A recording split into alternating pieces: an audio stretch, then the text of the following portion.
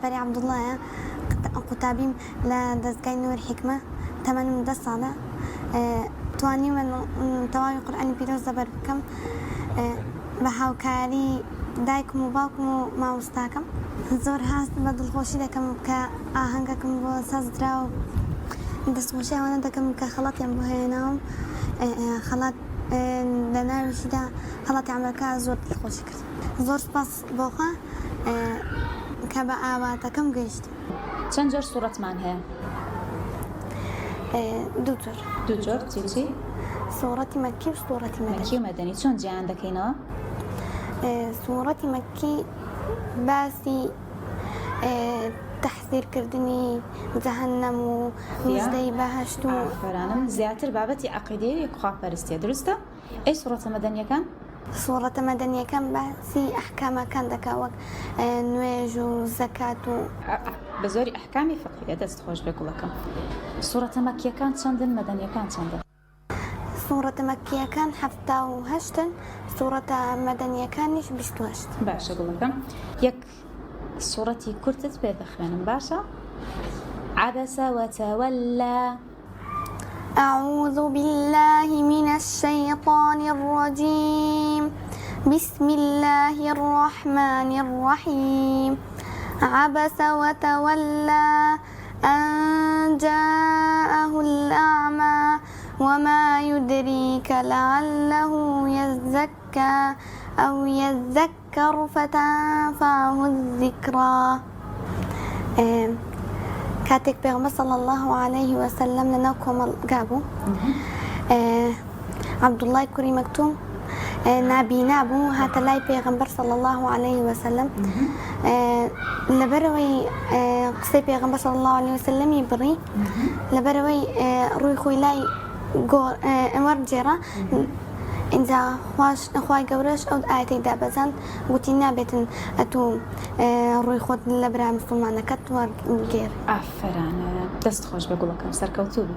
ئەمە ژەو ساڵ گوڵێکی جوان لە لای ئێمە پشکوت خونچە گوڵێکی کوردستان کرایەوە گوڵێکی بۆن خۆش بە ناوی شاپەری عەبدوڵڵا کە ئێمە بەو پەڕی شانازیەوە لێرە باسی دەکەین بۆ پەڕی دڵخۆشیەوە کە بە بۆنەی ئەوەی کە بوو بە حافظ قورئان طبعا لە ماوەی 3 ساڵیشدا ئەوەی تەواو کرد کە هات بۆ لای ئێمە هەندێکی لەبەر بوو ئەمە زۆربەی مامۆستاکان یعنی بە تایبەتی بۆ خۆم وازم لە حیفزەکە هێنا کە هەندێکی لەبەر بوو لە لای ئێمە تەواوی کرد جا بەو بۆنەیەوە ئێمە ئاهەنگێکمان بۆی سازدا و تاجی شکۆوی قارمان کرد دەستەری بۆ پەڕی شانازیەوە دەڵێن طبعا و دیسان بە شانازیەوە خەڵاتێکی عەمرەمان پێشکەش کرد و لەگەڵ ئەوەشدا کۆمەڵک جاری بۆ هات لەلایەن مامۆستاکانی بخێرخوازان و میوانانی بەڕێزەوانی کە لێ ئامادە بوون کە جێ دەستخۆشیە. شاپەری خان دووشت بەبیر ئێمە دێنێتەوە ئەو کات طبعا شۆکێکی لەداین بۆ ئەوەی کە بە خۆمان دابچینەوە ئەو بۆ تەمەنەکەمەوە دەتوانێت قورئانی پیرۆز لەبەر بکات ئێمە کە لەو گەورەترین نەتوانین بەڕاستی جێگەی داخە بۆ ئێمە بەڵام وای لە ئێمە کرد کە بە خۆمان دابچینەوە وعد و بەڵێن بەخوای گەورە بدەین کە ئەگەر ڕۆژێک ئاەتێکیش بێت لەبەری بکەین. گوتم شاپەری خان باش ئەتۆ کە قورئانت لەبەر کردویان دێ ئێرە قورئان لەبەر دەکەی هەدەفت چییە یعنی ئامانجەکەتم پێ بڵێ یعنی ئەوەندە جوان جوابی دامەوە بەڕاستی بەس گەورەیەک دەتوانێت. گوتی مامۆستا وەڵایە من حەز دەکەم پێی بچمە بەهەشت. گوتم ئەی دواتر گوتی کە بەهۆی منەوە داک و بابم تاجی زێڕینیان لەسەر دەنرێ لە بەهەشت یعنی زۆر خۆش ئینسان هەدەفێکی هەبێ.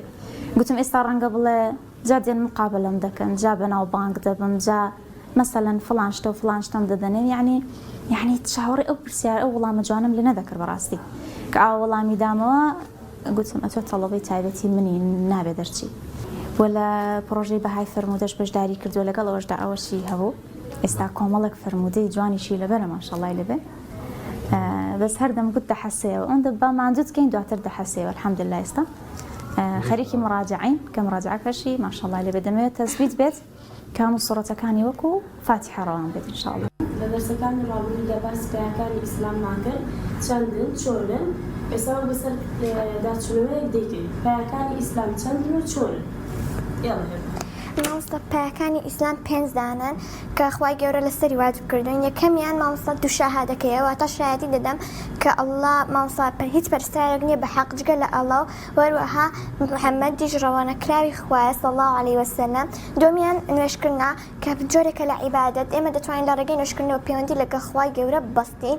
سێمیان زەکات دانەوەتە بەخشینی سامانەکەم، هەم کەسەکە دەرونی پێ خۆش دەبێت و هەمیش کە ئەو کەسی کە پێی دەبەخشی سوودی لێ دەبینێت. وەروەها چوارەمیان ڕۆژوگرتنی مانگی ڕەمەزانە کە مانگێکی زۆر پیرۆزە. خوای گەورە بۆیە ڕۆژوکردنی لەسەر واجب کردوین بۆ ئەوەی بزانین کە ئەو کەسانی کە هەژارن یاخود خواردنیان نییە چۆن دەژین لە چ بارێکدان. وەروەها پێنجەمیان حەجکردنی ماڵی خوایە. خوای گەورە حەجی یەک جار لەسەر واجب کردوین، بەڵام ئەگەر توانامان هەبوو لە ڕووی مادیەوە یاخود لە ڕێی ڕێگاوە یاخود لە ڕووی جستەی و تەندروستیەوە، وەروەها ئەگەر پارێکی زۆر هەبوو کە حەجیش خۆت کردبوو دەتوانین پارەکەت ببەخشی بەیەکی کە بۆ ئەوەی ئەو کەست بتوانێت حەجێکی پێ بکات. یەکەم شایەتمان، دووەم نوێژکردن، سێم زەکات